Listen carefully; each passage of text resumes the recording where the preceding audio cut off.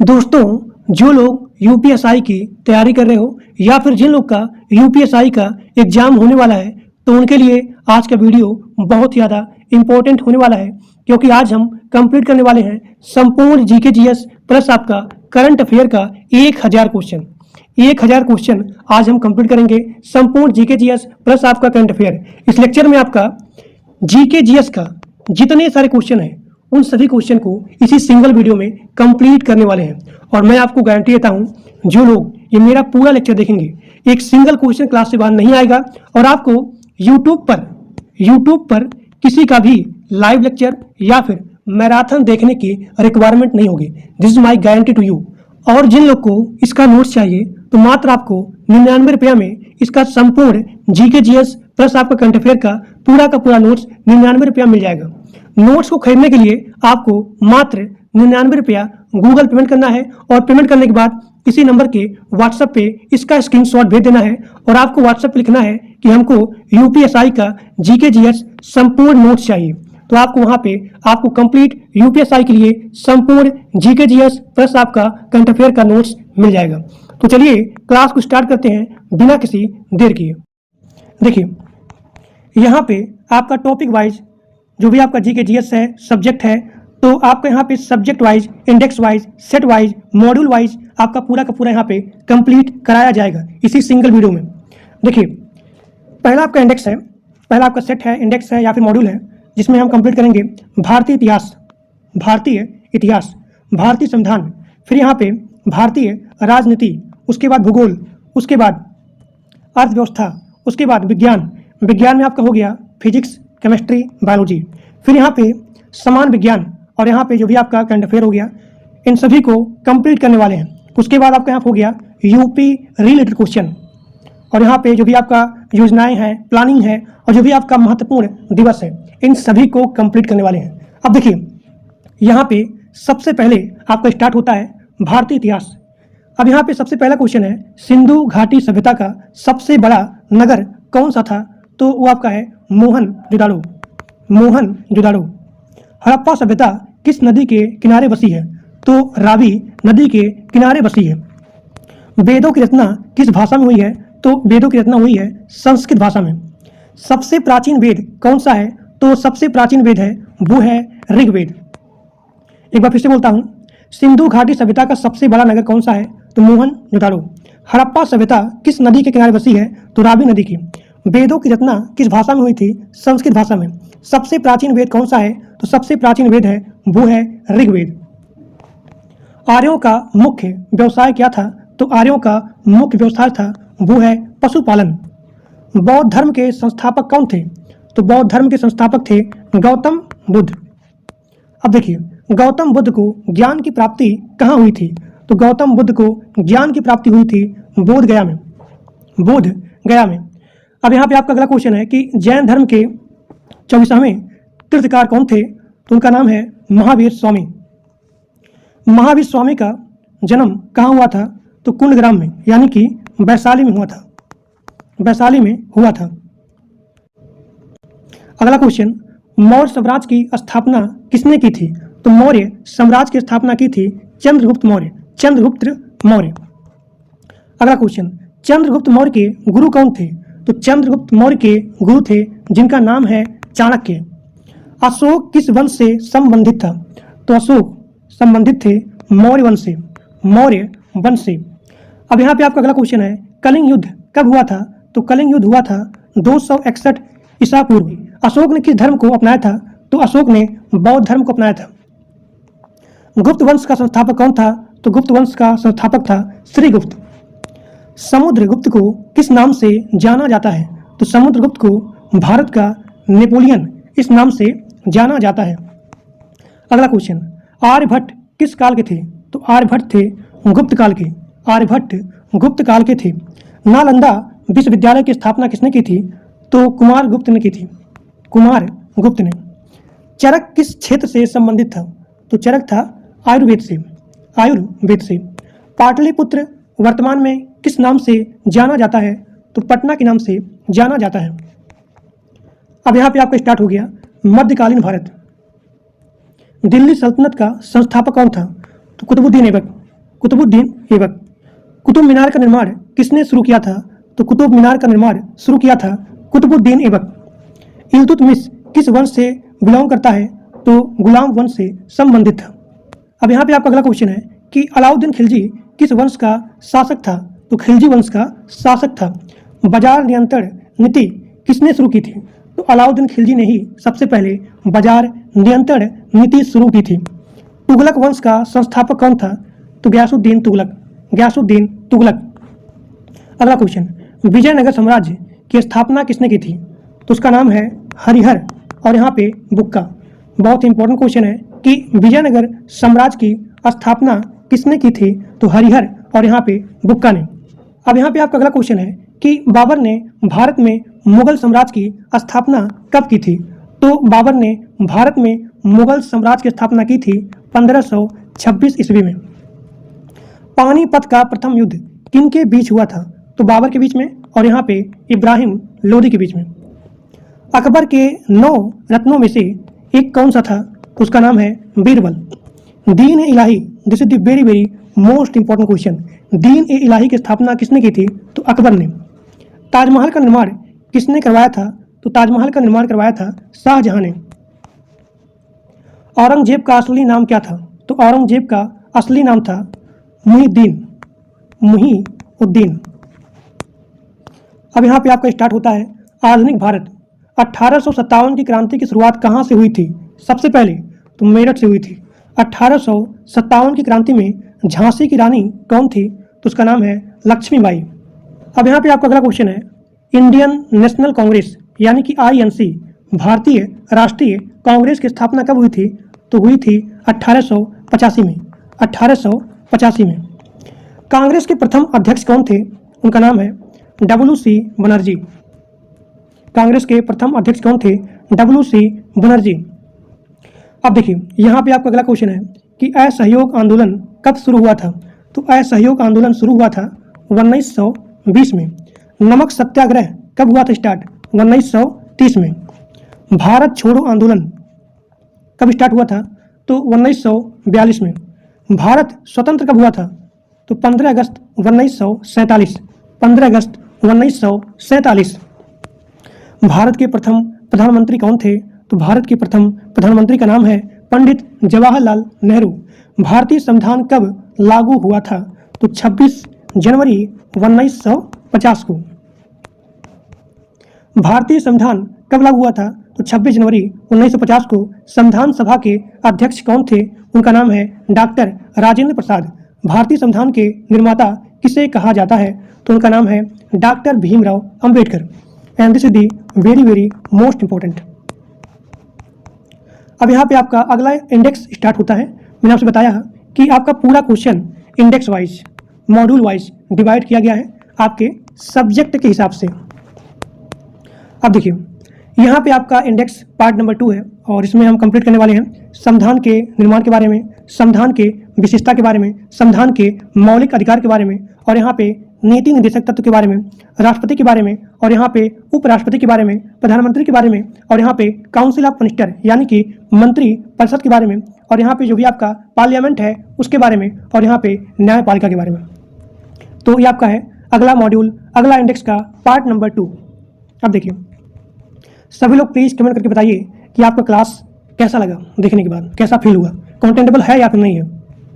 1 number class है, बता रहा हूँ आपको, क्योंकि इसमें हम वही क्वेश्चन लिए हैं जो आपके एग्जाम के लिए बहुत इंपॉर्टेंट है, जो भी यहाँ पे एक्सपेक्टेड है, जो भी यहाँ पे कोर टॉपिक है, कोर क्वेश्चन है, उन सभी को आज हम कंप्लीट करने वाले हैं। तो आप सभी लोग प्लीज इस वीडियो को अपने दोस्तों के पास मैक्सिमम शेयर करिए। देखिए यहाँ पे आपका स्टार्ट होता है संविधान के निर्माण के बारे में कि भारतीय संविधान सभा का गठन कब हुआ था? तो 1946 में। 1946 में। संविधान सभा की पहली बैठक कब हुई थी? तो 9 दिसंबर 1946 को। संविधान सभा की पहली बैठक हुई थी 9 दिसंबर 1946 को। अब यहाँ पे आपका अगला क्वेश्चन है कि संविधान सभा के अस्थायी अध्यक्ष कौन थे? उनका नाम है सच्चिदानंद सिन्हा। अगला क्वेश्चन, संविधान सभा के अस्थायी अध्यक्ष, देखिए अस्थायी अध्यक्ष थे डॉक्टर राजेंद्र प्रसाद, लेकिन अगर वहीं पूछा जाए कि अस्थायी अध्यक्ष कौन थे संविधान सभा के, तो आपका यहाँ पे आंसर हो जाएगा सच्चिदानंद सिन्हा। भारतीय संविधान कब अपनाया गया था? तो 26 नवंबर 1949 को। अगर पूछा जाए कब लागू किया गया था तो 26 जनवरी 1950 को। अब यहाँ पे आपका अगला क्वेश्चन है कि भारतीय संविधान में कितने अनुच्छेद थे प्रारंभ में? तो आपका यहाँ पे आंसर हो जाएगा 395 यहाँ पे आर्टिकल थे। भारतीय संविधान में प्रारंभ में कितने यहाँ पे शेड्यूल थे, यानी कि अनुसूची कितनी थी? तो 8 थे। भारतीय संविधान के निर्माण में कितना समय लगा था? तो 2 वर्ष 11 महीना और यहाँ पे 18 दिन, यानी कि 2 वर्ष 11 महीना 18 दिन में आपका पूरा संविधान बन करके तैयार हो गया था। अब यहाँ पे आपका अगला क्वेश्चन है कि भारतीय संविधान किस देश से सबसे अधिक प्रभावित है? तो आपका यहाँ पे आंसर हो जाएगा ब्रिटेन से। भारतीय संविधान ब्रिटेन से सबसे अधिक प्रभावित है। अगला क्वेश्चन, अब देखिए, अब यहाँ पे कंप्लीट करने वाले हैं संविधान के विशेषताओं से संबंधित क्वेश्चन। भारत का संविधान कैसा है? तो भारत का संविधान लिखित है और यहाँ पे विस्तृत है। एक बार फिर से बोला हूँ, भारत का संविधान कैसा है? लिखित है, यानी कि रिटन है, और यहाँ पे विस्तृत है। भारत किस प्रकार का राज्य है? तो भारत आपका यूनियन स्टेट है, यूनियन स्टेट है, यानी कि संघीय राज्य है। अब यहाँ पे आपका अगला क्वेश्चन है कि भारत में किस प्रकार की शासन प्रणाली है? तो भारत में आपका शासन प्रणाली है वो है पार्लियामेंट्री सिस्टम, यानी कि संसदीय प्रणाली है। भारत एक ऐसा गणराज्य है, यानी कि भारत कैसा गणराज्य है? तो आप लिखेंगे संप्रभुत्व, समाजवादी, धर्मनिरपेक्ष और यहाँ पे लोकतांत्रिक। संप्रभु, समाजवादी, धर्मनिरपेक्ष और यहाँ पे लोकतांत्रिक। अब यहाँ पे आपका अगला क्वेश्चन है संविधान की प्रियम्बल में कितने शब्द हैं? तो यहाँ पे 2 शब्द हैं। पहला आपका समाजवादी और दूसरा आपका यहाँ पे धर्मनिरपेक्ष। इसको यहाँ पे जोड़ा गया था 42 कॉन्स्टिट्यूशन अमेंडमेंट में, यानी कि 42वें संविधान संशोधन में समाजवादी और यहाँ पे धर्मनिरपेक्ष शब्द को जोड़ा गया था। भारतीय संविधान का संरक्षक कौन है? तो आप लिखेंगे सुप्रीम कोर्ट है, यानी कि सर्वोच्च न्यायालय है। अब देखिए फंडामेंटल राइट से क्वेश्चन। तो पहला आपका है कि मौलिक अधिकार किस भाग में है? तो मौलिक अधिकार पार्ट नंबर 3 में है। मौलिक अधिकार कितने हैं? तो मौलिक अधिकार यहाँ पे होते हैं 6। अब देखिए राइट टू इक्वलिटी यानी कि समानता का अधिकार किस आर्टिकल में है? तो राइट टू इक्वलिटी यानी कि समानता का अधिकार होता है आर्टिकल 14 से लेकर के 18 तक। इसको बोला जाता है समानता का अधिकार, यानी कि नियम के आगे सभी समान हैं। अब देखिए स्वतंत्रता का अधिकार किस अनुच्छेद में है? तो आर्टिकल 19 से लेकर के 22 तक इसे बोलते हैं स्वतंत्रता का अधिकार। शोषण के विरुद्ध अधिकार आते हैं आर्टिकल 23-24। धर्म की स्वतंत्रता का अधिकार कहाँ से कहाँ तक होता है? तो 25 से 28 तक। संविधान का उपचार का अधिकार किस अनुच्छेद में है? तो संविधान का उपचार का अधिकार आता है अंडर आर्टिकल 32। अगला क्वेश्चन, अनुच्छेद 32 को किसने संविधान का आत्मा कहा है?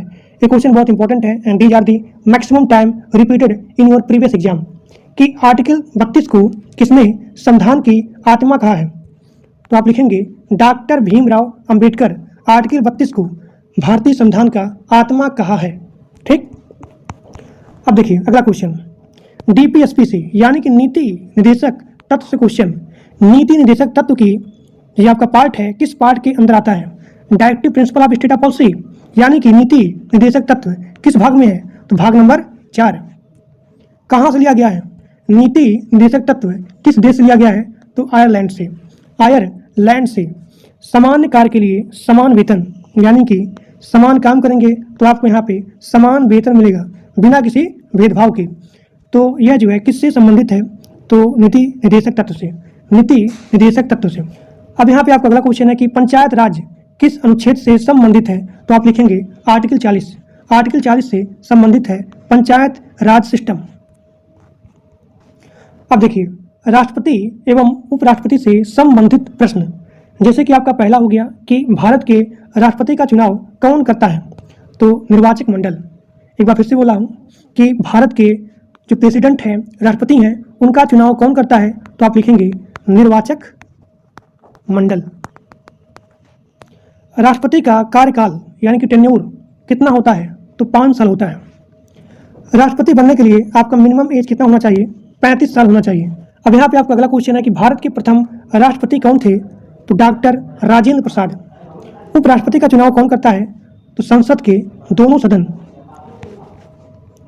अब यहाँ देखिए, प्रधानमंत्री एवं मंत्रिपरिषद से क्वेश्चन पहला आपका है कि भारत का वास्तविक कार्यपालिका के प्रमुख कौन होते हैं? तो प्रधानमंत्री होते हैं। यानी कि जो भी आपके यहाँ कार्यपालिका है, इस कार्यपालिका के रियल में, वास्तव में इसका प्रमुख कौन होता है? तो पीएम होते हैं, यानी कि प्रधानमंत्री होते हैं। प्रधानमंत्री की नियुक्ति कौन करता है? तो प्रधानमंत्री की नियुक्ति करता है राष्ट्रपति, यानी कि प्रेसिडेंट। भारत के प्रथम प्रधानमंत्री कौन थे? तो Pandit Jawaharlal Nehru. Council of minister यानी कि मंत्रिपरिषद सामूहिक रूप से किसके प्रति उत्तरदायी है? तो लोकसभा के प्रति यहाँ पे उत्तरदायी होता है। अब देखिए, पार्लियामेंट से संबंधित क्वेश्चन पहला आपका है कि भारतीय संसद के कितने यहाँ पे हाउस होते हैं? तो भारतीय संसद में यहाँ पे 2 हाउस होते हैं। पहला आपका हो गया लोकसभा और दूसरा आपका हो गया राज्यसभा। लोकसभा का कार्यकाल होता है 5 वर्ष और राज्यसभा का 6 वर्ष। अब देखिए, लोकसभा के अध्यक्ष को क्या कहते हैं? तो लोकसभा के अध्यक्ष को स्पीकर बोलते हैं। अब देखिए, न्यायपालिका से संबंधित क्वेश्चन पहला आपका क्वेश्चन है कि भारत का सर्वोच्च न्यायालय कहाँ स्थित है? तो भारत का सुप्रीम कोर्ट यानी कि सर्वोच्च न्यायालय स्थित है न्यू दिल्ली में। सुप्रीम कोर्ट के मुख्य न्यायाधीश की नियुक्ति कौन करता है? तो राष्ट्रपति करते हैं। प्रेसिडेंट ऑफ इंडिया करते हैं सुप्रीम कोर्ट के मुख्य न्यायाधीश की नियुक्ति। अब यहाँ पे आपका अगला क्वेश्चन है कि न्यायपालिका की स्वतंत्रता किसका भाग है? तो संविधान की मूल संरचना की। उच्च न्यायालय के न्यायाधीश की नियुक्ति कौन करता है? यानी कि हाई कोर्ट की। कौन करता है? प्रेसिडेंट ऑफ इंडिया, राष्ट्रपति करते हैं। अब यहाँ पे आपका अगला क्वेश्चन है कि न्यायिक पुनरावलोकन की शक्ति किसके पास होती है? तो सुप्रीम कोर्ट के पास होती है। अब यहाँ पे आपका अगला पार्ट है वो है ज्योग्राफी से संबंधित क्वेश्चन।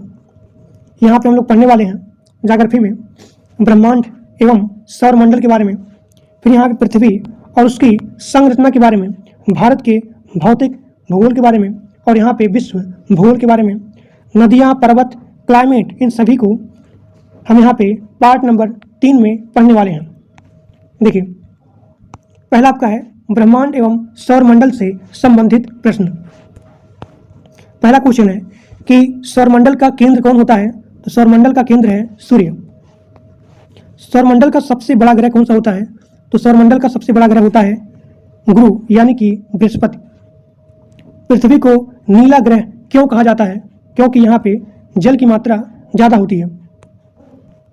पृथ्वी का एकमात्र प्राकृतिक उपग्रह यानी कि सैटेलाइट कौन सा है? तो चंद्रमा होता है। सूर्य से सबसे निकट ग्रह कौन सा होता है? तो सूर्य से सबसे निकट ग्रह होता है बुध। सूर्य से सबसे दूर ग्रह वरुण होता है। देखिए, अगर पूछा जाए कि सूर्य से सबसे निकट कौन सा होता है? बुध होता है। सबसे निकट, सबसे दूर वरुण। पृथ्वी अपने एक्सिस पर, अपने धुरी पर कितने समय में घूमती है? तो 24 घंटे में। पृथ्वी सूर्य की परिक्रमा कितने समय में करती है? तो आप लिखेंगे 365 दिन में। आकाशगंगा को अंग्रेजी में क्या कहता है? तो आकाशगंगा को अंग्रेजी में मिल्की वे कहा जाता है। अगला क्वेश्चन, आकाशगंगा को अंग्रेजी में क्या कहते हैं? मिल्की वे। सबसे चमकीला ग्रह कौन सा होता है? शुक्र ग्रह होता है। शुक्र ग्रह होता है। अब देखिए, अब यहाँ पे आपका अगला टॉपिक है पृथ्वी और उसकी संरचना। जैसे कि आपको हो गया क्रस्ट, मेंटल कोर, तो इससे संबंधित यहाँ पे आपका पहला क्वेश्चन है पृथ्वी की सबसे ऊपरी परत क्या कहलाती है? तो पृथ्वी की सबसे ऊपरी परत होती है उसे बोलते हैं क्रस्ट। यहाँ देखिए क्रस्ट, हिंदी में बोलते हैं भूपर्पटी। भूपर्पटी। पृथ्वी की सबसे भीतरी परत क्या होती है? आंतरिक कोर। सेल कितने प्रकार की होती है? सेल 3 प्रकार की होती है। आग्नेय सेल का उदाहरण क्या है? ग्रेनाइट। कई बार क्वेश्चन आया हुआ है कि आग्नेय सेल का एग्जाम्पल बताइए, तो आप लिखेंगे ग्रेनाइट। कायांतरित सेल का एग्जाम्पल क्या है? संगमरमर। संगमरमर। ज्वालामुखी से निकलने वाला द्रव क्या कहलाता है? तो ज्वालामुखी से निकलने वाला जो भी आपका लिक्विड होता है उसे बोलते हैं लावा। भूकंप मापने का यंत्र कहलाता है सिस्मोग्राफ। सिस्मोग्राफ। भूकंप की तीव्रता पूछा जाए तो हम यहाँ पे नापेंगे रिएक्ट पैमाना से। यानी कि अगर यहाँ पूछा जाए कि भूकंप की तीव्रता किस पैमाने से मापी जाती है, तो आप लिखेंगे रिएक्टर पैमाने से। भूकंप मापने का यंत्र पूछा जाए तो आप लिखेंगे सिस्मोग्राफ। अब यहाँ पे आपका अगला क्वेश्चन है कि भारत का भौतिक भूगोल, इससे संबंधित यहाँ पे प्रश्न है। सबसे पहला कि भारत का सबसे ऊंचा पर्वत शिखर कौन सा है, तो आप लिखेंगे कंचनजंगा। हिमालय किस प्रकार का पर्वत है, तो आपका हिमालय वलित पर्वत होता है, वलित पर्वत। भारत का सबसे बड़ा मरुस्थल यानी कि डेजर्ट कौन सा है, तो आप लिखेंगे थार डेजर्ट, जो कि पड़ता है राजस्थान में। ठीक, थार डेजर्ट। गंगा नदी का उद्गम स्थल क्या है, तो गंगा नदी का उद्गम स्थल है वो है गंगोत्री। भारत की सबसे लंबी नदी कौन सी है, तो भारत की सबसे लंबी नदी होती है गंगा। अगला क्वेश्चन, ब्रह्मपुत्र नदी किस राज्य से भारत में प्रवेश करती है, तो ब्रह्मपुत्र रिवर अरुणाचल प्रदेश से भारत में एंट्री यानी कि प्रवेश करती है। अब यहाँ पे आपका अगला क्वेश्चन है कि भारत का सबसे बड़ा डेल्टा कौन सा है, तो आप लिखेंगे भारत का सबसे बड़ा डेल्टा है वो है सुंदरबन का डेल्टा, सुंदरबन का डेल्टा। दक्कन प्लेट्यू यानी कि दक्कन का पठार किस प्रकार का पठार है, तो आप लिखेंगे ज्वालामुखी पठार, ज्वालामुखी पठार। पश्चिमी घाट को और किस नाम से जाना जाता है, तो Sahyadri, Sahyadri. And this is also very very most important कि पश्चिमी घाट को और किस नाम से जाना जाता है, तो आप लिखेंगे सह्याद्री। अब यहाँ पे आपका अगला टॉपिक है वो है विश्व भूगोल से संबंधित प्रश्न। पहला क्वेश्चन है कि विश्व का सबसे बड़ा महाद्वीप कौन सा है, तो विश्व का सबसे बड़ा महाद्वीप होता है वो है एशिया। अगर पूछा जाए कि विश्व का सबसे छोटा महाद्वीप कौन सा है, तो आप लिखेंगे ऑस्ट्रेलिया। विश्व का सबसे ऊंचा पर्वत कौन सा है, तो माउंट एवरेस्ट। विश्व का सबसे बड़ा मरुस्थल पूछा जाए तो आप लिखेंगे सहारा डेजर्ट। विश्व की सबसे लंबी नदी कौन सी है, तो आप लिखेंगे नील नदी। विश्व की सबसे लंबी नदी कौन सी है, तो आप लिखेंगे नील नदी। अब यहाँ पे आपका अगला टॉपिक स्टार्ट होने वाला है वो है नदियाँ, पर्वत और यहाँ पे क्लाइमेट के बारे में। यहाँ पे आपका पहला क्वेश्चन है कि मानसून किस प्रकार की पवन है, तो आप लिखेंगे कि मानसून मौसमी पवन होता है, मौसमी पवन होता है। अब यहाँ पे आपका अगला क्वेश्चन है कि भारत में दक्षिण पश्चिम मानसून कब आता है, तो आप लिखेंगे जून में। चक्रवात किस क्षेत्र में अधिक आते हैं, तो आप लिखेंगे तटीय क्षेत्र में, तटीय क्षेत्र में। भारत का सबसे अधिक वर्षा वाला स्थान कौन सा है, तो आप लिखेंगे मासिन राम, मासिन राम। यहाँ पे बहुत ही ज़्यादा मात्रा में वर्षा होती है। विश्व का सबसे ठंडा स्थान कौन सा है, तो आप लिखेंगे वेर खोयांक, वेर खोयांस्क, वेर खोयांस्क, जो कि पड़ता है रूस में। अब देखिए भूमध्य रेखा किस अक्षांश पर है, तो आप लिखेंगे 0 डिग्री पे। कर्क रेखा भारत के कितने राज्यों से गुजरती है, तो आप लिखेंगे 8 राज्यों से। अब देखिए यहाँ पे आपका अगला क्वेश्चन है कि मकर रेखा किस गोलार्ध में है, तो आप लिखेंगे मकर रेखा आपका पड़ता है साउथ पोल में यानी कि दक्षिणी गोलार्ध में। पृथ्वी का कुल क्षेत्रफल कितना है, तो आप लिखेंगे लगभग 510 मिलियन वर्ग किलोमीटर। स्थल मंडल क्या है, पृथ्वी का जो भी यहाँ पे सॉलिड पार्ट होता है उसे बोलते हैं स्थल मंडल। पृथ्वी का लिक्विड पार्ट यानी कि जल वाला भाग उसे बोलते हैं जल मंडल। अब यहाँ पे आपका अगला क्वेश्चन है कि वायुमंडल की सबसे निचली परत कौन सी है, तो वायुमंडल की सबसे निचली परत होती है क्षोभ मंडल, क्षोभ मंडल सबसे निचली परत होती है।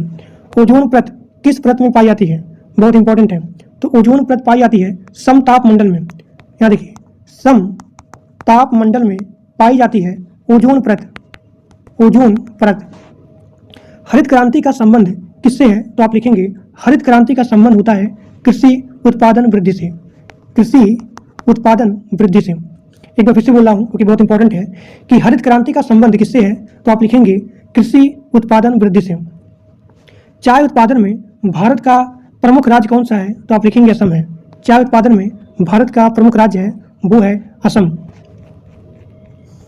अब यहाँ पे आपका अगला इंडेक्स है पार्ट नंबर 4 और इसमें हम पढ़ने वाले हैं अर्थव्यवस्था की मूल बातें, राष्ट्रीय आय यानी कि नेशनल इनकम, फिर यहाँ पे बैंकरी यानी कि बैंक सिस्टम पढ़ने वाले हैं और यहाँ पे जो भी आपका योजना है, विकास है, बजट है, कर है, वित्त आयोग है, इसके बारे में पढ़ने वाले हैं। और आप सभी लोग कमेंट करके बताइए कि क्लास कैसा लग रहा है। अब देखिए, अब यहाँ पे आपका पहला टॉपिक है कि अर्थव्यवस्था की मूल बातें, बेसिक चीज़ें, कि अर्थशास्त्र के जनक किसे कहा जाता है, तो आप लिखेंगे अर्थशास्त्र के जनक एडम स्मिथ है। Adam Smith. भारत की अर्थव्यवस्था कैसी है, तो भारत की यहाँ पे मिक्स इकोनॉमी होती है। मांग और आपूर्ति का सिद्धांत किससे संबंधित है, तो जहाँ पे डिमांड हो, जहाँ पे आपका सप्लाई हो, उसे बोलते हैं मार्केट। मांग और, तो वही क्वेश्चन है। अब यहाँ पे आपका अगला क्वेश्चन है कि इन्फ्लेशन और यहाँ पे डिफ्लेशन, यानी कि मुद्रास्फीति क्या होता है, जहाँ पे वस्तु की जो प्राइस होती है, अगर इसके प्राइस में वृद्धि होती है तो उसे बोलते हैं मुद्रास्फीति। अब यहाँ पे आपका अगला है कि अपस्फीति क्या होता है। अपस्फीति क्या होता है, तो जहाँ पे वस्तु अगर इसके प्राइस में गिरावट होती है तो उसे बोलते हैं अपस्फीति। अब देखिए, जीडीपी क्या होता है, यानी कि ग्रॉस डोमेस्टिक प्रोडक्ट, सकल घरेलू उत्पाद क्या दर्शाता है, तो देश में जो भी यहाँ पे उत्पादित वस्तुएं हैं और यहाँ पे सर्विस हैं, इन सभी का टोटल मूल्य, इसी को दर्शाता है जीडीपी, यानी कि पूरे देश में उत्पादित वस्तु और यहाँ पे सेवा। पर कैपिटा इनकम क्या दर्शाता है, यानी कि प्रति व्यक्ति आय, प्रति व्यक्ति आय, यानी कि पर कैपिटा इनकम ये दर्शाता है औसत आय, एवरेज इनकम। भारत की मुद्रा क्या है, तो भारत की मुद्रा होती है रुपया। इसका चिन्ह क्या है, सबको पता है। आर्थिक विकास किससे मापा जाता है, आपका जो भी आर्थिक विकास है इसको मानते हैं जीडीपी से, जीडीपी के वृद्धि दर से। अब देखिए, अब यहाँ पे आपका इकोनॉमी में अगला टॉपिक है, वो है राष्ट्रीय आय, यानी कि नेशनल इनकम। अब यहाँ पे आपका पहला क्वेश्चन है कि राष्ट्रीय आय की गणना कितने तरीकों से की जाती है, तो आप लिखेंगे 3 तरीकों से की जाती है, and this is the very very most important. आय विधि किस पर आधारित है, तो आप लिखेंगे आय विधि उत्पादन कारकों की आय से बेस है, यानी कि जो भी आपका आय विधि है, these are the dependent on उत्पादन कारक की आय। व्यय विधि पूछा है, देखिए एक बार फिर से बोल रहा हूँ, अगर पूछा जाए कि आय विधि किस पर आधारित है, तो आप लिखेंगे उत्पादन कारकों की आय पे, यानी कि जो भी आपके यहाँ प्रोडक्शन हो रहा है उसके इनकम पे। अगर पूछा जाए व्यय विधि, तो जो भी आपके यहाँ पे टोटल व्यय हो रहा है उस पर संबंधित है। अब यहाँ अगर पूछा जाए कि उत्पादन विधि किस पर आधारित है, तो आप लिखेंगे कुल उत्पादन पे। नीति आयोग का गठन कब हुआ था, 1 जनवरी 2015 को। नीति आयोग ने किस संस्था को, यानी कि जो भी आपका पहला था वो था प्लानिंग कमीशन, यानी कि योजना आयोग, तो योजना आयोग को रिप्लेस करके यहाँ पे आया नीति आयोग। तो वही चीज़ यहाँ पूछा जा रहा है कि नीति आयोग किस संस्था का स्थान लिया था, तो आप लिखेंगे योजना आयोग को। भारत की जनगणना कितने वर्ष में होती है, तो आप लिखेंगे 10 वर्ष। अब देखिए, बैंकिंग सिस्टम से संबंधित क्वेश्चन पहला आपका है, भारत का केंद्रीय बैंक कौन सा है, तो आप लिखेंगे आरबीआई। भारत यानी कि आरबीआई की स्थापना कब हुई थी, तो 1 अप्रैल 1935 को। बहुत इंपॉर्टेंट क्वेश्चन है, एक बार फिर से बोल रहा हूँ कि भारत का केंद्रीय बैंक कौन सा है, सबको पता है आरबीआई है। और यहाँ पे आरबीआई की स्थापना कब हुई थी, तो आप लिखेंगे 1 अप्रैल 1935 को। आरबीआई का मुख्यालय कहाँ पे है, बम्बई में है।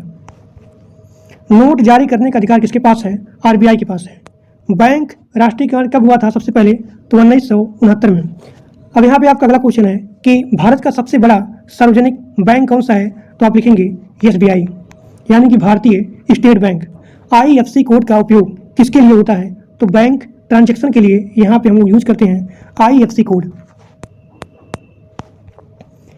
अब यहाँ पे आपका योजना एवं विकास से संबंधित यहाँ प्रश्न है।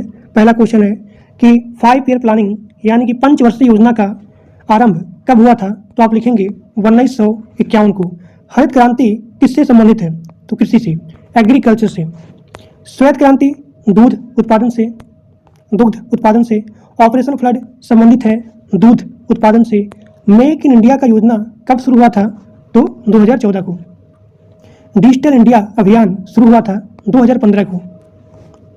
अब देखिए, बजट कर एवं वित्त आयोग से संबंधित प्रश्न। पहला आपका है कि भारत का बजट कौन प्रस्तुत करता है, वित्त मंत्री। बजट कब प्रस्तुत किया जाता है, 1 फरवरी को। प्रत्यक्ष कर यानी कि डायरेक्ट कर का एग्जाम्पल कौन सा है, तो आयकर, इनकम टैक्स। अप्रत्यक्ष कर का एग्जाम्पल है जीएसटी।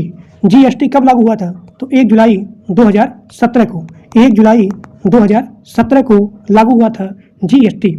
वित्त आयोग का गठन कौन करता है, यानी कि जो भी आपका यहाँ पे फाइनेंस कमीशन है, इसका गठन कौन करता है, प्रेसिडेंट ऑफ इंडिया, राष्ट्रपति करते हैं।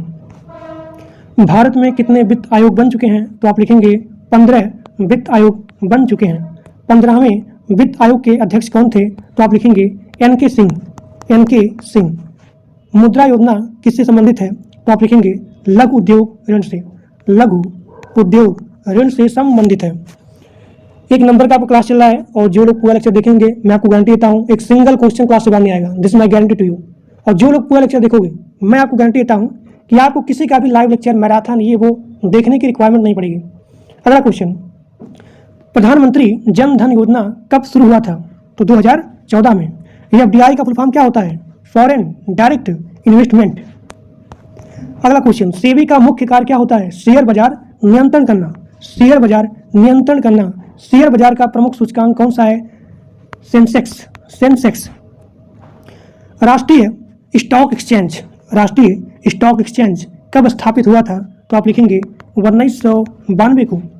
गरीबी रेखा, बिलो पॉवर्टी लाइन किससे संबंधित है? तो मिनिमम जो भी आपका इनकम है यानी कि न्यूनतम आय स्तर से संबंधित है।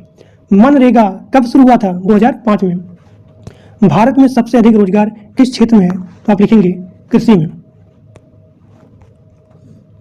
अगला क्वेश्चन, सार्वजनिक क्षेत्र के उपक्रम किसके अंतर्गत आते हैं? तो आप लिखेंगे सरकार के अंतर्गत आते हैं। एक बार फिर से बोल रहा हूँ, सार्वजनिक क्षेत्र के उपक्रम किसके अंतर्गत आते हैं? तो आप लिखेंगे गवर्नमेंट के अंतर्गत आते हैं। मुद्रा का अवमूल्यन किससे संबंधित है? तो आप लिखेंगे विदेशी विनिमय से, विदेशी विनिमय से। आर्थिक सर्वेक्षण कौन प्रस्तुत करता है? तो आप लिखेंगे वित्त मंत्रालय। अब यहाँ पे आपका स्टार्ट होने वाला है भौतिक विज्ञान से संबंधित प्रश्न। पहला आपका है कि प्रकाश की गति कितनी होती है? तो आप लिखेंगे 3 × 10⁸ मीटर प्रति सेकंड। तो प्रकाश की गति कितनी होती है? 3 × 10⁸ मीटर प्रति सेकंड। प्रकाश का प्रवर्तन किस नियम पर आधारित है? तो आप लिखेंगे परावर्तन के नियम पर आधारित है। न्यूटन की गति कितने होते हैं? यानी कि न्यूटन की गति के नियम होते हैं 3। बल का SI मात्रक कौन है? तो बल का SI मात्रक होता है न्यूटन। कार्य का SI मात्रक, देखिए अगर पूछा जाए कि बल का SI मात्रक तो आप लिखेंगे न्यूटन। कार्य का SI मात्रक तो आप लिखेंगे जूल। ठीक। शक्ति का SI मात्रक क्या है? तो आप लिखेंगे शक्ति का SI मात्रक होता है वॉट। विद्युत धारा का SI मात्रक है एम्पियर। अब यहाँ पे आपका अगला है ओम का नियम किससे संबंधित है? तो आप लिखेंगे विद्युत धारा से। ध्वनि किस माध्यम में नहीं चलती है? तो आप लिखेंगे निर्वात में। एक बार फिर से बोल रहा हूँ कि बल का SI मात्रक क्या है? तो आप लिखेंगे न्यूटन। कार्य का SI मात्रक जूल, शक्ति का SI मात्रक वाट, विद्युत धारा का SI मात्रक एम्पियर। ओम का नियम संबंधित है विद्युत धारा से। निर्वात किस माध्यम में नहीं चलती है?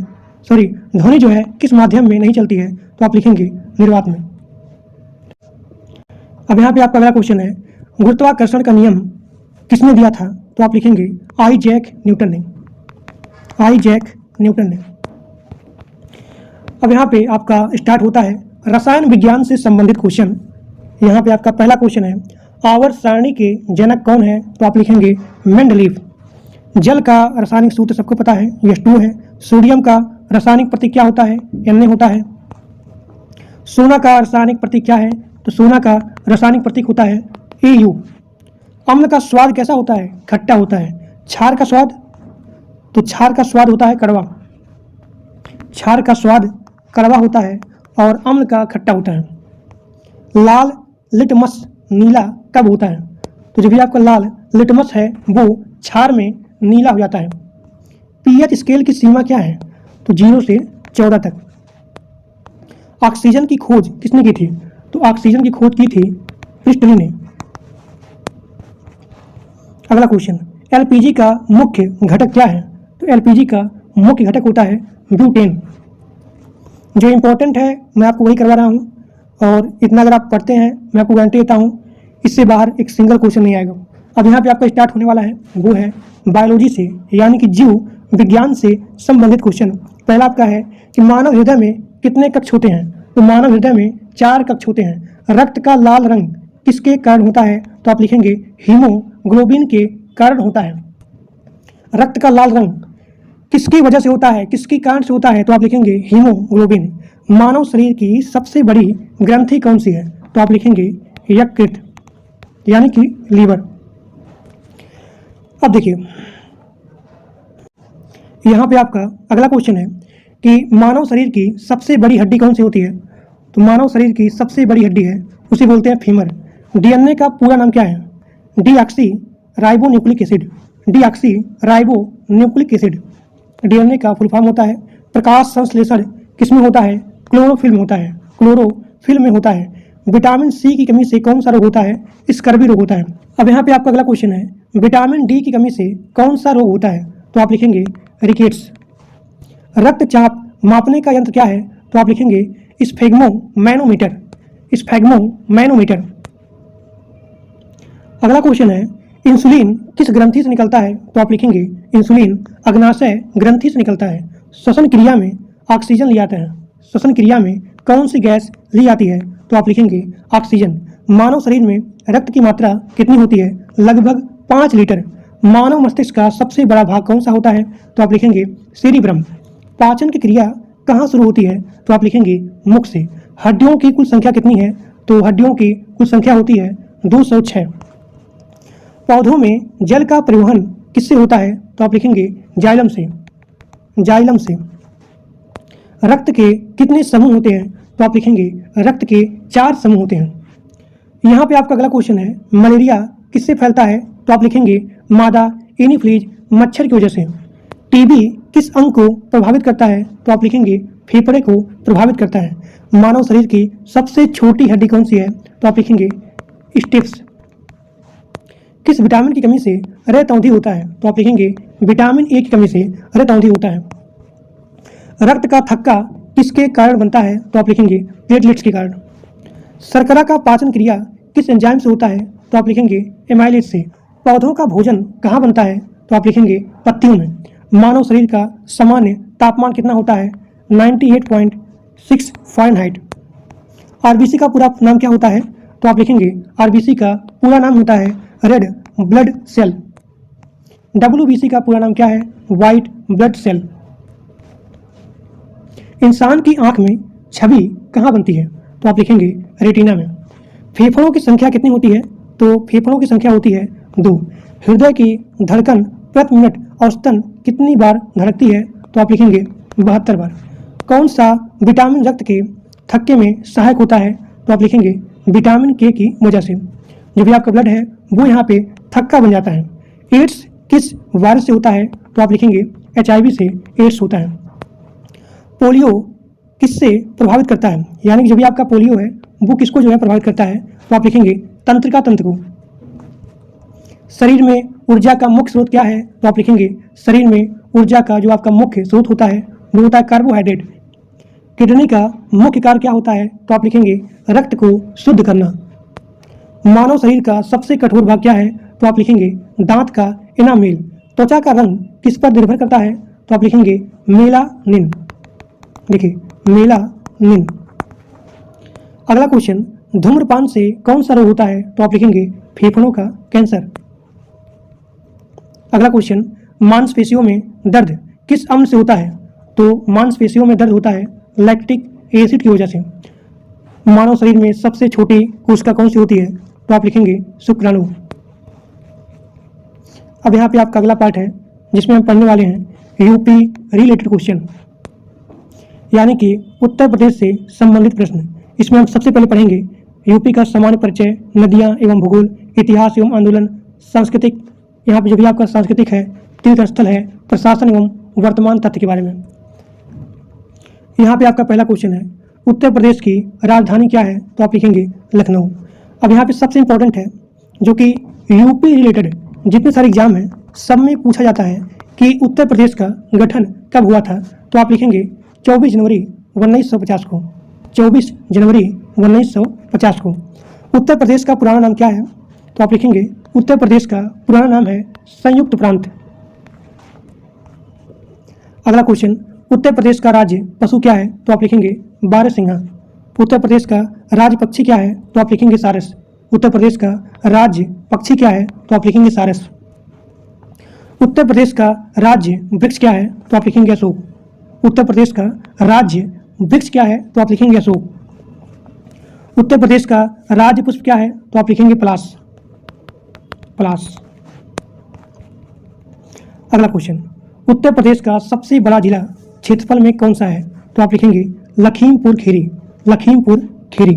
उत्तर प्रदेश का सबसे अधिक जनसंख्या वाला जिला कौन सा है? तो आप लिखेंगे प्रयागराज। प्रयागराज। उत्तर प्रदेश में कितने मंडल होते हैं? तो उत्तर प्रदेश में 18 मंडल होते हैं। अब पढ़ने वाले हैं नदियां एवं भूगोल। पहला क्वेश्चन है, गंगा नदी उत्तर प्रदेश में कहाँ प्रवेश करती है? तो आप लिखेंगे बिजनौर में। बिजनौर में। यमुना नदी का संगम कहाँ होता है? तो आप लिखेंगे प्रयागराज में। सरयू नदी किस नगर से संबंधित है? तो आप लिखेंगे अयोध्या से। यूपी का मुख्य पठार कौन सा है? बुंदेलखंड पठार। चंबल नदी किस क्षेत्र में बहती है? तो आप लिखेंगे दक्षिणी यूपी में। उत्तर प्रदेश की प्रमुख फसल क्या है? तो आप लिखेंगे गेहूं। गन्ना उत्पादन में उत्तर प्रदेश का स्थान क्या है? तो आप लिखेंगे प्रथम नंबर पर। अब पढ़ने वाले हैं इतिहास एवं आंदोलन। देखिए, 5857 की क्रांति का शुरुआत यूपी के किस शहर से हुआ था? तो आप लिखेंगे मेरठ से, जो कि बहुत इंपॉर्टेंट है। एक बार फिर से बोल रहा हूँ, 1857 की क्रांति की शुरुआत यूपी के किस शहर से हुआ था? तो आप लिखेंगे मेरठ से। झांसी की रानी का संबंध किस जिले से है? झांसी से। काकोरी कांड, काकोरी कांड कब हुआ था? तो आप लिखेंगे 1925 को हुआ था। काकोरी कांड कहाँ हुआ था? तो लखनऊ के पास हुआ था। चंद्रशेखर आजाद का संबंध किस जिले से है? प्रयागराज से है। वाराणसी का प्राचीन नाम क्या है? काशी है। वाराणसी का प्राचीन नाम काशी। अब देखिए, यूपी से संबंधित सांस्कृतिक एवं तीर्थ स्थल। पहला क्वेश्चन, काशी विश्वनाथ मंदिर कहाँ स्थित है? तो आप लिखेंगे वाराणसी में। काशी विश्वनाथ मंदिर कहाँ पे है? वाराणसी में। राम जन्मभूमि कहाँ स्थित है? तो यूपी के अयोध्या में। ताजमहल कहाँ स्थित है? तो आगरा में। मथुरा किसके जन्म स्थान के रूप में प्रसिद्ध है? तो आप लिखेंगे भगवान कृष्ण के। कुंभ मेला किस शहर में आयोजित है? तो आप लिखेंगे प्रयागराज में। उत्तर प्रदेश का प्रसिद्ध नृत्य कौन सा है? तो आप लिखेंगे कथक है। अब देखिए, इससे संबंधित आपका प्रशासन एवं वर्तमान तथ्य, यानी कि यूपी से संबंधित जो भी आपका प्रशासन है, जो भी आपका वर्तमान तथ्य है, उससे संबंधित प्रश्न आपका है। सबसे पहला कि यूपी की विधानसभा, यानी कि यूपी में विधानसभा की कितनी सीट है? तो 403 सीट है। यूपी के विधानसभा में कितने सदस्य हैं? तो 100 सदस्य हैं। उत्तर प्रदेश उच्च न्यायालय कहाँ स्थित है? प्रयागराज में। उत्तर प्रदेश में कितने जिले हैं? तो यूपी में 75 जिले हैं। उत्तर प्रदेश की आधिकारिक भाषा क्या है? आधिकारिक भाषा क्या है? तो आप लिखेंगे हिंदी। अब यहाँ पे आपका अगला क्वेश्चन है कि उत्तर प्रदेश का राज्य दिवस कब मनाया जाता है? तो आप लिखेंगे 24 जनवरी को यूपी का राज्य दिवस मनाया जाता है। अगला क्वेश्चन है कि उत्तर प्रदेश का सबसे बड़ा औद्योगिक शहर कौन सा है? तो आप लिखेंगे कानपुर है। सभी लोग ध्यान से प्लीज वीडियो को लिखिए, कोई लोग भी स्किप करके नहीं देखेंगे क्योंकि बहुत इंपॉर्टेंट है और एक्सपेक्टेड क्वेश्चन है, मल्टीपल टाइम रिपीटेड क्वेश्चन है और जो भी आपका प्रीवियस ईयर है प्लस आपका करंट अफेयर क्वेश्चन है। तो आप सभी लोग ध्यान से बोर मत होइए, ध्यान से पढ़िए और अपने दोस्तों के पास मैक्सिमम शेयर करिए। यूपी का सबसे बड़ा औद्योगिक शहर कौन सा है? कानपुर है। और यूपी में मेट्रो सेवा किन शहरों में है? लखनऊ में है, नोएडा में है, कानपुर। लखनऊ, नोएडा, कानपुर, यहाँ पे मेट्रो सेवा प्रोवाइड किया गया है। यूपी में पुलिस भर्ती किस संस्था के द्वारा किया जाता है? तो आप लिखेंगे यूपी में पुलिस भर्ती यूपी PRPB संस्था के द्वारा किया जाता है।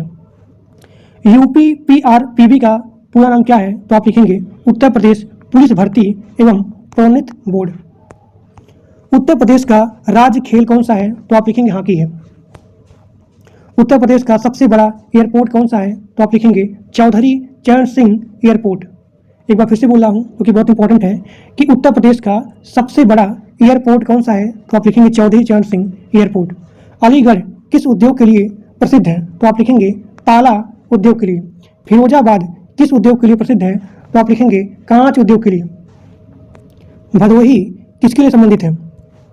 तो भदोही कालीन उद्योग के लिए प्रसिद्ध है। सहारनपुर किसके लिए प्रसिद्ध है? तो आप लिखेंगे लकड़ी नक्काशी के लिए। मुरादाबाद किसके लिए प्रसिद्ध है? तो आप लिखेंगे मुरादाबाद पीतल उद्योग के लिए प्रसिद्ध है। ये सारे क्वेश्चन बहुत ही ज़्यादा इंपॉर्टेंट है और कई बार आपके एग्जाम में आता है कि मुरादाबाद किसके लिए प्रसिद्ध है, या फिर 4 ऑप्शन दिया रहेगा, उसमें पूछेगा कि पीतल उद्योग के लिए कौन सा शहर या फिर कौन सा क्षेत्र प्रसिद्ध है। अब देखिए वाराणसी किस साड़ी के लिए प्रसिद्ध है? तो वाराणसी जो है बनारसी साड़ी के लिए प्रसिद्ध है। अगला क्वेश्चन है कि अयोध्या किस नदी के किनारे स्थित है? तो आप लिखेंगे अयोध्या सरयू नदी के किनारे स्थित है। प्रयागराज किस नदी के संगम के लिए प्रसिद्ध है? तो आप लिखेंगे गंगा, यमुना, सरस्वती। उत्तर प्रदेश में लोकसभा की सीटें कितनी हैं? तो उत्तर प्रदेश में लोकसभा की टोटल सीटें हैं 80। यूपी में राज्यसभा की सीटें हैं 31। यूपी का सबसे लंबा राष्ट्रीय राजमार्ग कौन सा है? NH2 है।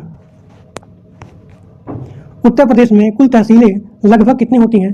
350। यूपी में कृषि विश्वविद्यालय कहाँ स्थित है? तो आप लिखेंगे कानपुर। नोएडा के जिले में स्थित है? तो आप लिखेंगे गौतम बुद्ध नगर। दुधवा नेशनल पार्क यानी कि दुधवा नेशनल उद्यान कहाँ स्थित है? तो आप लिखेंगे लखीमपुर खीरी। यूपी का प्रसिद्ध बौद्ध स्थल कौन सा है? तो आप लिखेंगे सारनाथ। सारनाथ सारनाथ किस जिले में है? तो आप लिखेंगे वाराणसी में है। यूपी का सबसे बड़ा मेला कौन सा है? कुंभ मेला है। अब देखिए यहाँ पे आपका अगला पार्ट है जिसमें हम पढ़ने वाले हैं महत्वपूर्ण दिवस के बारे में और यहाँ पे सरकारी योजनाएं के बारे में। इस वीडियो में आपका पूरा का पूरा कोर टॉपिक जितने आपके जीके जीएस हैं, संपूर्ण जीके जीएस करंट अफेयर सभी का सभी यहाँ पे कंप्लीट होने वाला है। तो प्लीज़ प्लीज़ प्लीज़ आप सभी लोग इस सेशन को, इस लेक्चर को, इस क्लास को अपने दोस्तों के पास मैक्सिमम शेयर करिए, क्योंकि मैं जो है बहुत मेहनत किया हूँ तब जो है ये PPT बना है। अब देखिए इसमें पढ़ने वाले हैं राष्ट्रीय एवं अंतर्राष्ट्रीय दिवस और यहाँ पे प्रमुख सरकारी योजनाएं। देखिए पहला क्वेश्चन है गणतंत्र दिवस कब मनाया जाता है? तो आप लिखेंगे 26 जनवरी को। स्वतंत्रता दिवस कब मनाया जाता है? तो आप लिखेंगे 15 अगस्त को। गांधी जयंती कब मनाई जाती है? तो आप लिखेंगे 2 अक्टूबर को गांधी जयंती मनाई जाती है। राष्ट्रीय युवा दिवस कब मनाया जाता है? तो आप लिखेंगे 12 जनवरी को। 12 जनवरी को। शिक्षक दिवस कब मनाया जाता है? 5 सितंबर को। अंतर्राष्ट्रीय महिला दिवस कब मनाया जाता है? तो आप लिखेंगे 8 मार्च को अंतर्राष्ट्रीय महिला दिवस मनाया जाता है। विश्व पर्यावरण दिवस मनाया जाता है 5 जून को। अंतर्राष्ट्रीय योग दिवस मनाया जाता है 21 जून को। विश्व जल दिवस मनाया जाता है 22 मार्च को। विश्व स्वास्थ्य दिवस कब मनाया जाता है? तो आप लिखेंगे 7 अप्रैल को। राष्ट्रीय मतदाता दिवस कब मनाया जाता है? तो आप लिखेंगे 25 जनवरी को।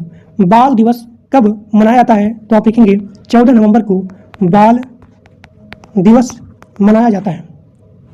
संविधान दिवस कब मनाया जाता है? तो आप लिखेंगे 26 नवंबर को संविधान दिवस मनाया जाता है। अंतर्राष्ट्रीय श्रमिक दिवस कब मनाया जाता है? तो आप लिखेंगे 1 मई को अंतर्राष्ट्रीय श्रमिक दिवस मनाया जाता है।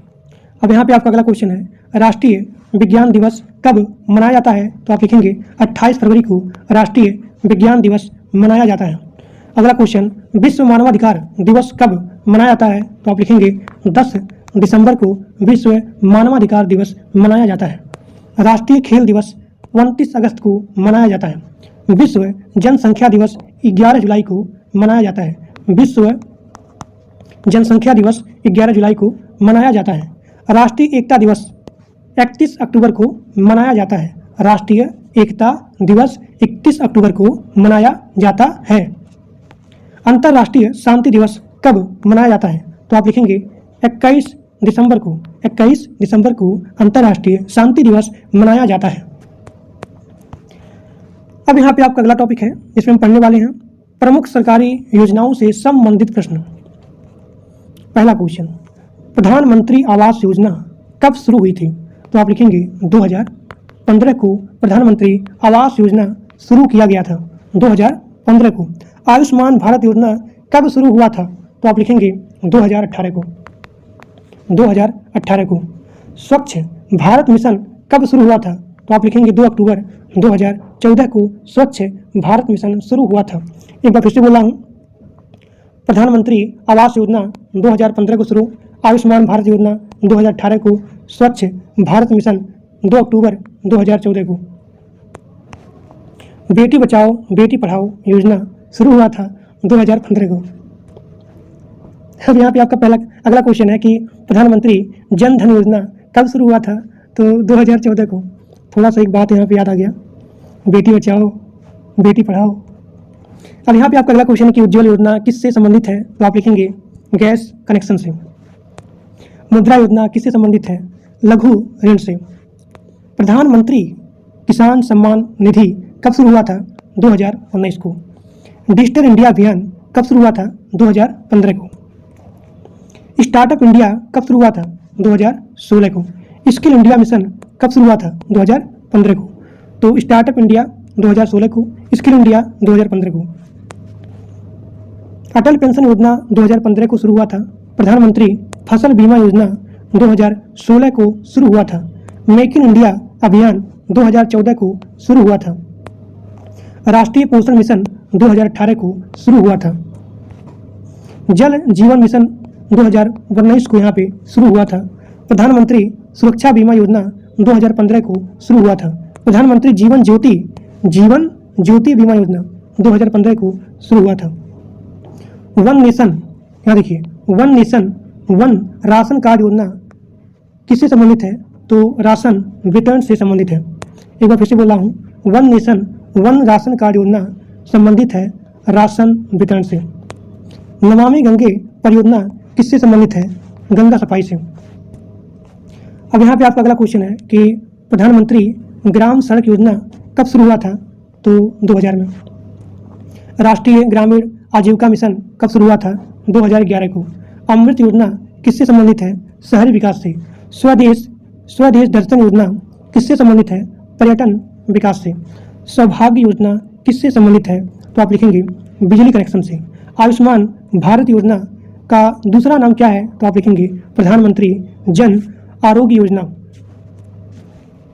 अगला क्वेश्चन, प्रधानमंत्री रोजगार सृजन कार्यक्रम किससे संबंधित है? तो आप लिखेंगे रोजगार से। राष्ट्रीय शिक्षा नीति कब लागू हुआ था? तो 2020 में। ई नाम योजना किससे संबंधित है? तो आप लिखेंगे कृषि बाजार से। मिशन इंद्रधनुष किससे संबंधित है? टीकाकरण से। उजाला योजना किससे संबंधित है? एलईडी बल्ब से। प्रधानमंत्री गरीब कल्याण योजना कब शुरू हुआ था? 2016 को। राष्ट्रीय डिजिटल स्वास्थ्य मिशन कब शुरू हुआ था? 2020 को। आत्मनिर्भर भारत अभियान कब शुरू हुआ था? 2020 को। प्रधानमंत्री मातृ वंदना योजना, याद रखिए, प्रधानमंत्री मातृ वंदना योजना किससे संबंधित है? तो आप लिखेंगे गर्भवती महिलाओं को सहायता से संबंधित है। प्रधानमंत्री आवास योजना का लक्ष्य क्या है? सभी को आवास देना। स्मार्ट सिटी मिशन कब शुरू हुआ था? 2015 को। किसान क्रेडिट कार्ड योजना 1998 में शुरू हुआ था। राष्ट्रीय आपदा प्रबंधन प्राधिकरण कब बना था? तो आप लिखेंगे 2005 को। आयुष्मान भारत योजना में कितने लाख तक का इलाज मुफ्त होता है? यानी कि अगर आपके पास आयुष्मान भारत योजना का कार्ड है तो आपको यहाँ पे 5 लाख रुपए का मुफ्त इलाज होगा। अब यहाँ पे आपका यूपी पुलिस कांस्टेबल का जो भी वन लाइनर क्वेश्चन है करंट अफेयर का स्टार्ट होने वाला है। करंट अफेयर प्लस आपका यहाँ पे static GK, both are mix and these are question that's are very very most important. पहला यहाँ पे टॉपिक पढ़ने वाले हैं राष्ट्रीय एवं अंतर्राष्ट्रीय करंट अफेयर, उसके बाद भारत एवं उत्तर प्रदेश से रिलेटेड क्वेश्चन, फिर यहाँ पे महत्वपूर्ण संगठन रिपोर्ट रैंकिंग के बारे में। तो पहला यहाँ पे टॉपिक स्टार्ट होता है राष्ट्रीय एवं अंतर्राष्ट्रीय करंट अफेयर। पहला क्वेश्चन है G20 शिखर सम्मेलन 2023 का आयोजन कहाँ हुआ था? नई दिल्ली में हुआ था। अब यहाँ पे आपका अगला क्वेश्चन है G20 2023 की थीम क्या थी? तो G20 2023 की थीम थी वसुधैव कटुबम्कम। यही है ना, कटुबम्कम। चंद्रयान 3 किस देश का मिशन है? तो आप लिखेंगे भारत का मिशन है। चंद्रयान 3 का लैंडर नाम क्या था? तो आप लिखेंगे विक्रम। चंद्रयान 3 का रोवर नाम क्या था? प्रज्ञान था। नया संसद भवन कब उद्घाटित किया गया था? तो आप लिखेंगे 28 मई 2023 को। इस 1000 क्वेश्चन में आपका संपूर्ण जीके जीएस कंप्लीट होने वाला है। और दोस्तों मैं आपको गारंटी बोलता हूँ कि जो लोग इतना लेक्चर देखते हैं आपको एक सिंगल क्वेश्चन क्लास से बाहर नहीं आएगा। और इतना अच्छे तरीके से, मतलब कि इतने कम समय में आप पूरे यूट्यूब पे देखिएगा, कोई भी लोग इतने कम समय में आपको नहीं पढ़ाएंगे। मैं आपको पूरा इसका जो भी सब्जेक्ट है, यूपी पुलिस कांस्टेबल का जो भी जीके जीएस का सब्जेक्ट है, इन सभी को कम समय में 1000 क्वेश्चन में जितने सारे इंपॉर्टेंट क्वेश्चन हैं, जितने सारे यहाँ पे इंपॉर्टेंट क्वेश्चन है, मल्टीपल टाइम रिपीटेड क्वेश्चन है, एक्सपेक्टेड क्वेश्चन है, जो भी आपका प्रीवियस ईयर बेस्ड क्वेश्चन है, प्लस आपका जो भी यहाँ पे करंट अफेयर है, यूपी रिलेटेड क्वेश्चन है, इन सभी को 1000 क्वेश्चन में कंप्लीट किया हूँ। तो आपको करना क्या है, नोट्स को कम से कम 5 बार पढ़िएगा, 5 से 10 बार, ठीक। और आपका पूरा जीके जीएस, जो भी आपका डर है, जो भी आपका भय है, सब आपके यहाँ पे दूर हो जाएगा, ठीक। अब देखिए यहाँ पे आपका अगला क्वेश्चन है कि नया संसद भवन कब उद्घाटित हुआ था। वो है 28 मई 2023 को। इसरो का मुख्यालय कहाँ है, तो आप लिखेंगे इसरो का मुख्यालय है बेंगलुरु में, बंगलौर में। 2023 क्रिकेट विश्व कप कहाँ आयोजित किया गया था, तो आप लिखेंगे भारत में। COP 28 सम्मेलन कहाँ आयोजित किया गया था, तो आप लिखेंगे दुबई में। अगला क्वेश्चन है भारत का वर्तमान प्रेसिडेंट कौन है, तो आप लिखेंगे द्रौपदी मुर्मू है। भारत के वर्तमान प्रधानमंत्री कौन है, सबको पता है, नरेंद्र मोदी। भारत के वर्तमान मुख्य चुनाव आयुक्त कौन है, तो आप लिखेंगे राजीव कुमार, जो कि बहुत इंपॉर्टेंट है। भारत के वर्तमान मुख्य चुनाव आयुक्त कौन है, तो आप लिखेंगे राजीव कुमार। भारत का वर्तमान मुख्य न्यायाधीश पूछा जाए तो आप लिखेंगे DB चंद्रचूड़। DB चंद्रचूड़ वो है भारत के वर्तमान मुख्य न्यायाधीश। RBI के वर्तमान गवर्नर कौन है, तो आप लिखेंगे शक्तिकांत दास। भारत का पहला सौर मिशन कौन सा है, तो आप लिखेंगे आदित्य L1। अब यहाँ पढ़ने वाले हैं भारत एवं उत्तर प्रदेश से संबंधित क्वेश्चन। यूपी की राजधानी क्या है, लखनऊ है। यूपी के वर्तमान मुख्यमंत्री कौन है, योगी आदित्यनाथ। यूपी के वर्तमान राज्यपाल कौन है, आनंदीबेन पटेल। यूपी में कितने जिले हैं, 75 हैं। यूपी का उच्च न्यायालय कहाँ है, प्रयागराज में है। काशी विश्वनाथ कॉरिडोर किस शहर में है, वाराणसी में है। राम मंदिर किस शहर में है, अयोध्या में है। यूपी में लोकसभा सीटें कितनी हैं, 80 हैं। यूपी में राज्यसभा सीटें कितनी हैं, 31 हैं। यूपी का राज पशु क्या है, बारहसिंगा है। यूपी का राज पक्षी क्या है, सारस है। यूपी का राज्य वृक्ष क्या है, अशोक है।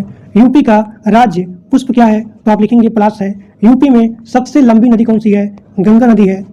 और यूपी का सबसे बड़ा जिला कौन सा है, तो आप लिखेंगे लखीमपुर खीरी। महत्वपूर्ण संगठन रिपोर्ट और यहाँ पे रैंकिंग से संबंधित क्वेश्चन आपका है। संयुक्त राष्ट्र संगठन की स्थापना कब हुई थी, तो आप लिखेंगे संयुक्त राष्ट्र संगठन की स्थापना हुई थी 24 अक्टूबर 1945 को। संयुक्त राष्ट्र संगठन का जो भी मुख्यालय है वो है न्यूयॉर्क। विश्व बैंक का मुख्यालय कहाँ पे है, वाशिंगटन DC में है। IMF का मुख्यालय कहाँ पे है, तो आप लिखेंगे वाशिंगटन DC। WHO का मुख्यालय है जिनेवा में। WHO का मुख्यालय जिनेवा में है। और यहाँ पे यूनेस्को का मुख्यालय कहाँ पे है, पेरिस में है। WTO का जो भी आपका है वर्ल्ड ट्रेड ऑर्गेनाइजेशन का मुख्यालय है जिनेवा में। नीति आयोग का स्थापना हुआ था 2015 में और नीति आयोग के अध्यक्ष होते हैं प्रधानमंत्री। एशिया विकास बैंक का मुख्यालय कहाँ पे है, मनीला में है। ब्रिक्स में कितने देश हैं, तो आप लिखेंगे ब्रिक्स में 5 देश होते हैं। सार्क का मुख्यालय कहाँ पे है, तो सार्क का मुख्यालय है काठमांडू में। एशियन का मुख्यालय कहाँ पे है, जकार्ता में है। एशियन का मुख्यालय जकार्ता में है। इंटरपोल का मुख्यालय कहाँ पे है, तो इंटरपोल का मुख्यालय है लियो, जो कि पड़ता है फ्रांस में। अब यहाँ पे आपका अगला क्वेश्चन है भारत किस संगठन का अस्थायी सदस्य है, वो है UNSC। तो आप लिखेंगे नहीं, इसका सदस्य नहीं है, मतलब इसका अस्थायी सदस्य नहीं है। अब यहाँ पे हम जल्दीबाजी में पूरा रैपिड फायर रिवीजन करने वाले हैं भारतीय संविधान का, इतिहास का, भूगोल का, विज्ञान का। अब देखिए सबसे पहले रिवीजन करते हैं भारतीय संविधान का कि भारतीय संविधान कब लागू हुआ था, तो आप लिखेंगे 26 जनवरी 1950 को। भारतीय संविधान के अध्यक्ष कौन थे, डॉक्टर राजेंद्र प्रसाद। भारतीय संविधान को बनने में कितना समय लगा था, 2 वर्ष 11 महीना 18 दिन। संविधान के जनक किसे कहा जाता है, डॉक्टर भीमराव अंबेडकर को। फंडामेंटल राइट्स यानी कि मौलिक अधिकार कितने हैं, 6 हैं। राज्य के नीति निर्देशक तत्व किस भाग में आता है, भाग नंबर 4 में। मौलिक कर्तव्य यानी कि फंडामेंटल ड्यूटीज किस आर्टिकल में आता है, तो आर्टिकल नंबर 51A में। राष्ट्रपति का कार्यकाल कितना होता है, 5 वर्ष होता है। प्रधानमंत्री की नियुक्ति कौन करता है, तो प्रधानमंत्री का नियुक्ति करता है राष्ट्रपति। लोकसभा का कार्यकाल 5 वर्ष होता है। अब यहाँ पे रिवाइज करते हैं इतिहास का। प्लासी का युद्ध 1757 हुआ था। बक्सर का युद्ध 1764 में हुआ था। 1857 का विद्रोह कहाँ हुआ था? तो मेरठ में हुआ था। जलियांवाला बाग हत्याकांड 13 अप्रैल 1919 में हुआ था। असहयोग आंदोलन कब हुआ था? 1920 में। नमक सत्याग्रह कब हुआ था? 1930 को। भारत छोड़ो आंदोलन कब शुरू हुआ था? तो आप लिखेंगे 8 अगस्त 1942 को। अब यहाँ पे आपका अगला क्वेश्चन है, संविधान सभा की पहली बैठक कब हुई थी? तो आप लिखेंगे संविधान सभा की पहली बैठक हुई थी 9 दिसंबर 1946 को। अब यहाँ पे रिवाइज करते हैं भूगोल का कि भारत का सबसे ऊंचा पर्वत शिखर कौन सा है? केटू है। भारत की सबसे लंबी नदी कौन सी है? गंगा है। भारत का सबसे बड़ा महासागर कौन सा है? प्रशांत महासागर। सहारा डेजर्ट कहाँ पे है? अफ्रीका में है। पृथ्वी का एकमात्र प्राकृतिक उपग्रह कौन सा है? चंद्रमा है। अब यहाँ पे रिवाइज करते हैं विज्ञान का, तो मानव शरीर का सबसे बड़ी ग्रंथि कौन सी है? तो आप लिखेंगे यकृत यानी लीवर। मानव शरीर की सबसे बड़ी ग्रंथि कौन सी है? लीवर है, यकृत है। रक्त का लाल रंग मतलब कि जो भी आपका ब्लड है वो लाल क्यों होता है? तो आप लिखेंगे हीमोग्लोबिन के कारण। हीमोग्लोबिन के कारण हमारा जो ब्लड है वो यहाँ पे लाल होता है, रेड होता है। प्रकाश की गति कितनी होती है? 3 × 10⁸ मीटर प्रति सेकंड। 3 × 10⁸ मीटर प्रति सेकंड। बल का इकाई मात्रक क्या होता है? न्यूटन होता है। डीएनए का फुल फॉर्म क्या है? Deoxyribonucleic acid. Deoxyribonucleic acid, they are the full form of the DNA. अब यहाँ पे आपका अगला क्वेश्चन है कि राष्ट्रीय गान किसने लिखा था? तो आप लिखेंगे रविंद्रनाथ टैगोर। रविंद्रनाथ टैगोर। राष्ट्रीय गीत, देखिए अगर पूछा जाए कि राष्ट्रीय गान किसने लिखा था तो रविंद्रनाथ टैगोर। अगर पूछा जाए कि राष्ट्रीय गीत किसने लिखा था तो बंकिम चंद्र चट्टोपाध्याय। भारत का राष्ट्रीय पशु क्या है? तो आप लिखेंगे बाघ है। भारत का राष्ट्रीय पक्षी क्या है? तो आप लिखेंगे मोर है। भारत का राष्ट्रीय फूल क्या है? तो आप लिखेंगे कमल है। तो आज आपका पूरा जीके जीएस कंप्लीट होने वाला है। भारत का राष्ट्रीय खेल क्या है? तो आप लिखेंगे हॉकी है पारंपरिक रूप से। और आरबीआई यानी कि भारतीय रिजर्व बैंक की स्थापना कब हुई थी? 1 अप्रैल 1935 को। 1 अप्रैल 1935 को आरबीआई की स्थापना हुई थी। और जो भी आपका प्लानिंग कमीशन है यानी कि योजना आयोग वो कब समाप्त हुआ था? तो आप लिखेंगे 2015 में। जब यहाँ पे प्लानिंग कमीशन समाप्त हुआ तो इसके स्थान पे आया नीति आयोग। और नीति आयोग के अध्यक्ष कौन होते हैं? तो आप लिखेंगे प्रधानमंत्री होते हैं। प्रधानमंत्री। पहला पंचवर्षीय योजना कब शुरू हुआ था? 1951 को। 1951 को आप यहाँ पे पहला पंचवर्षीय योजना शुरू हो गया था। अब यहाँ पे आपका अगला क्वेश्चन है कि भारत का पहला उपग्रह कौन सा था? तो आप लिखेंगे आर्यभट्ट। संपूर्ण जीके जीएस यहाँ पे कंप्लीट हो गया।